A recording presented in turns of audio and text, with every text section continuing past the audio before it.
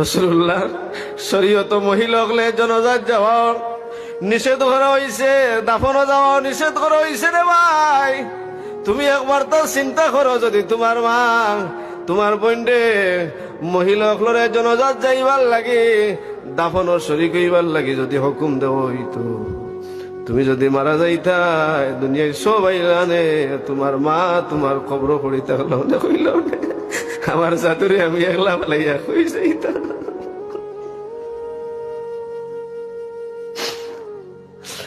একজন সন্তান মারা গেলেন,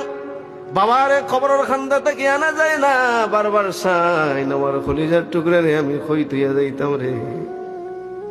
ছোট ছোট বাচ্চা মারা যায়, মা বৃদ্ধ হয়ে গেছেন, বাবা বৃদ্ধ হয়ে গেছেন, 50 বছর 60 বছর আগে যে ছোট বাচ্চা মারা গেছেন, ও বাচ্চার লগর যারা আছেন এরা দেখলেও কইন বাবারে বা তুমি বড় হয়ে গেলা, তোমার